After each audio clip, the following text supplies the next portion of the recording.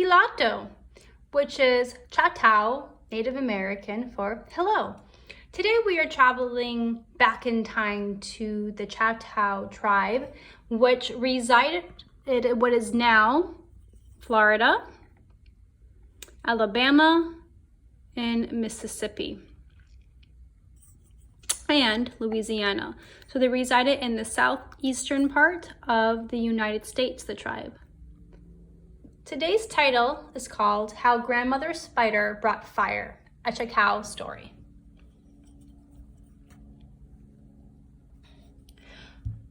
When the earth was first made, there was no sun or moon in the sky, not even a star. The world was cold and dark. Life was hard for the birds and animals and people. One day, Raven called everyone to a great gathering. "I have heard there is something called fire on the other side of the world," he said. "It makes light and heat." "What is light and heat?" asked Fox.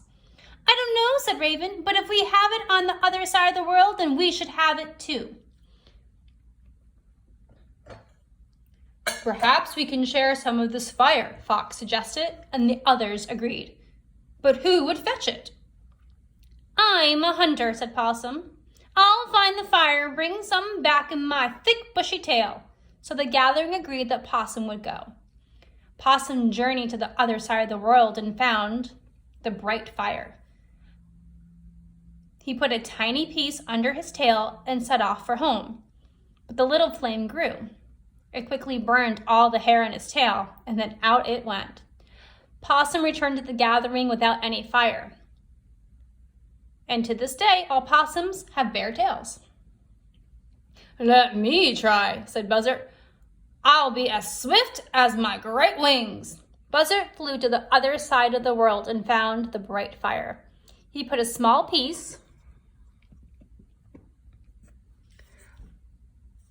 among his head feathers to carry it home, but soon smelt smoke.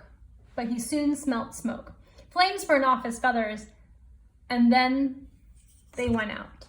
Buzzard returned to the gathering without any fire. To this day, all buzzards have bald red heads. Then a teeny voice spoke from the back of the gathering. "Let me fetch the fire." It was Grandmother Spider. "Do you think you can succeed when Possum and Buzzard have failed?" asked Raven. "Yes," said Grandmother Spider. "I may be small, but I have many skills." So the gathering agreed that she would try. First, Grandmother Spider went down to the river and found some clay, which she shaped into a pot with a well-fitting lid. Next, she took a thorn and made a small hole in the lid. Then she put the pot on her back and fixed it with a thread. When everything was ready, she spun a web all the way to the other side of the world. The bright fire was easy to find.